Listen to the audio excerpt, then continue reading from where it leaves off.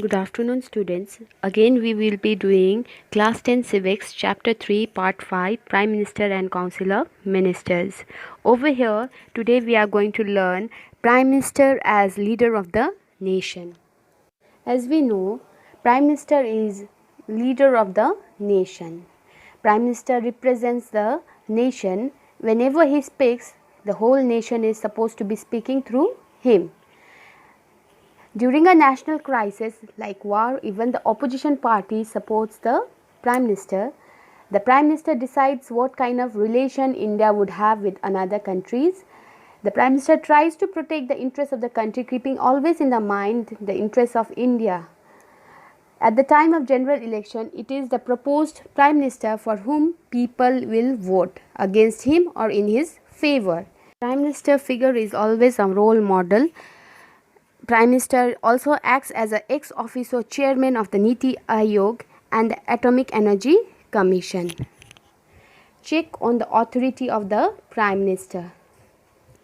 Though the Prime Minister is the leader of the majority party, he has to ensure the support of his ministers as well as the party. In case of coalition government, if you are forming a government with coming together in a form of temporary alliance to be in power, in this kind of situation, when the Prime Minister does not enjoy an absolute majority in the Lok Sabha, his position becomes more vulnerable, that means helpless. Opposition parties always look for a chance to criticize the Prime Minister. Press and the public opinion act as effective checks on Prime Minister's authority. Your next point, collective responsibility, which is one of the most important point. Most of the question comes from this particular topic.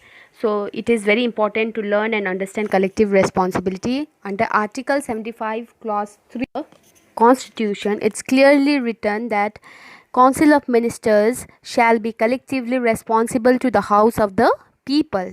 The main principles of collective responsibility implies that all the decisions taken in the meeting of the cabinet are equally applicable to the ministers, even though they may differ among themselves on a particular policy. All ministers jointly share the responsibility for the government's policies and performance.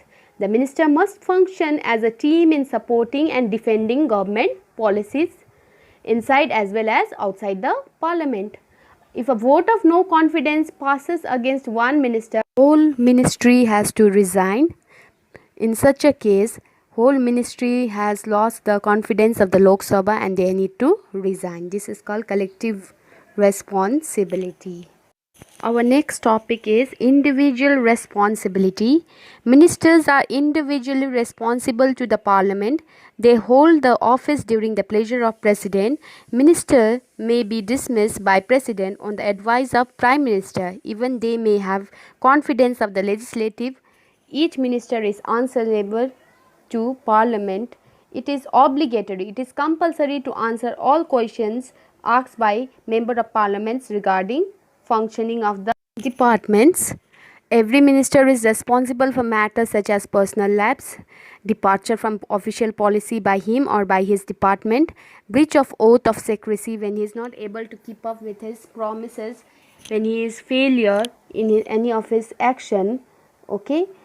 So there are many occasions when a minister has owned responsibility for the mistakes or shortcomings. Whenever he created a flaws, fault of the department, he takes that under his own responsibility and he needs to resign from his post. This is what you call individual